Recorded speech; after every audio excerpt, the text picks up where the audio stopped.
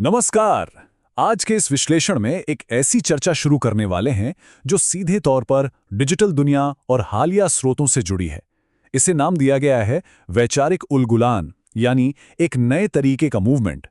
बिना किसी देरी के इस डीप डाइव में चलते हैं और समझते हैं कि आखिर ये स्वतंत्र शोध और डिजिटल कैंपेन समाज में किस बड़े बदलाव की बात कर रहा है। चलिए जल्दी से देख लेते हैं कि आज के इस सफर में हम क्या क्या कवर करने वाले हैं।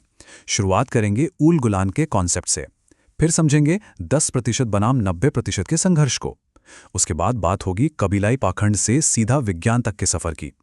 फिर देखेंगे 18 साल की रिसर्च का आउटपुट और आखिर में इस पूरे सिस्टम का डिजिटल सपोर्ट इकोसिस्टम। तो बढ़ते हैं अपने पहले पड़ाव की तरफ, उल गुलान का परिचय। इस मूवमेंट की ऐतिहासिक और बौद्धिक नींव क्या है, चलिए इस पर नजर डालते हैं। अब सबसे बड़ा सवाल ये उठता है कि ये वैचारिक उलगुलान आखिर बला क्या है। स्रोतों को अगर ध्यान से देखें तो ये एक बौद्धिक क्रांति है, एक इंटेलेक्चुअल रेवोल्यूशन, जो लेखक कर्मा नायक के पूरे 18 साल के कड़े ऐतिहासिक और वैज्ञानिक शोध से निकला है।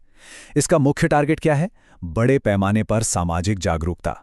मतलब ये कोई हवाई बात नहीं है, बल्कि एक लंबा और गहरा अध्ययन है जिसे अब आम जनमानस तक पहुंचाने की कोशिश की जा रही है। अब आते हैं इस विश्लेषण के सबसे इंटरेस्टिंग हिस्से पर, 10% बनाम 90% का संघर्ष।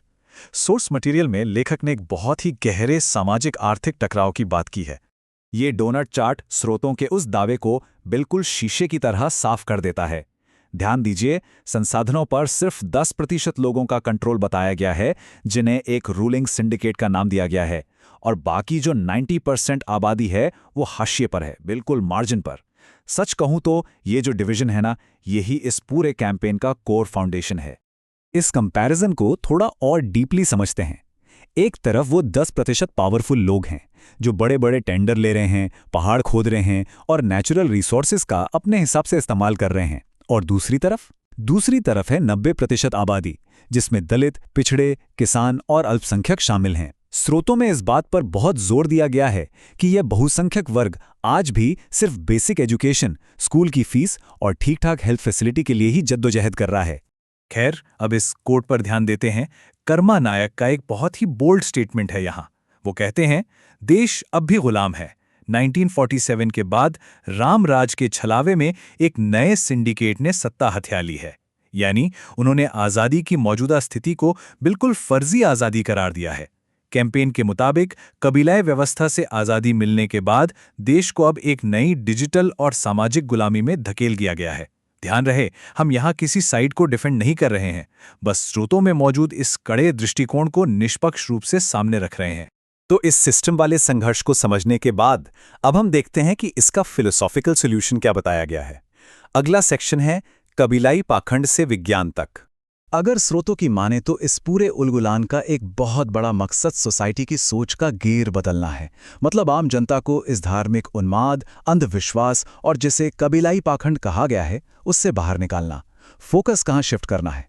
फोकस शिफ्ट करना है साइंटिफिक कॉस्मोलॉजी और लॉजिकल थिंकिंग पर। यह माना जा रहा है कि जब तक ये वैचारिक उलगुलान नहीं होगा तब तक पाखंड का यह चक्रव्यूह टूटेगा नहीं और असली मुद्दों पर कभी ध्यान केंद्रित नहीं हो पाएगा। अब तक हमने इस फिलॉसफी को समझा। अब आते हैं चौथे हिस्से पर, 18 साल के रिसर्च का आउटपुट। चलिए देखते हैं कि इन भारी भरकम विचारों को असल दुनिया में और डिजिटल माध्यमों से जनता तक कैसे डिलीवर किया जा रहा है। ये इमेज देखिए, ये उस 18 साल की कड़ी मेहनत और शोध का एक सॉलिड नतीजा है।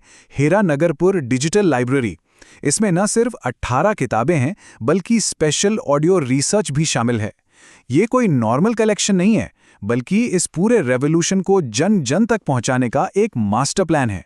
पूरा का पूरा ज्ञान यहाँ एक बंडल के रूप में मौजूद है। और जहां तक इनको लोगों तक पहुंचाने की बात है, इनकी प्राइसिंग स्ट्रैटेजी काफी हैरान करने वाली है। यहाँ टेबल में क्लियरली दिख रहा है कि हिंदी एडिशन, जिसमें बुक और ऑडियो दोनों हैं, उसकी कीमत सिर्फ 10 रुपये रखी गई है। वहीं इंग्लिश एडिशन 90 रुपये का है। स्रोतों में इसका कारण बहुत साफ बताया गया है। अमेज़न और गूगल की महंगी पॉलिसीज को बाईपास करना और कॉर्पोरेट सिंडिकेट्स को साइड करके ज्ञान को सीधे आम आदमी की जेब तक पहुंचाना।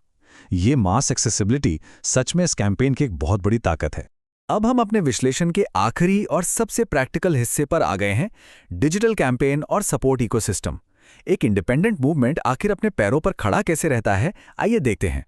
इस कैंपेन ने प्रैक्टिकली अपने लिए एक बहुत ही ऑर्गेनाइज्ड और डिसेंट्रलाइज्ड डिजिटल नेट बुन लिया है।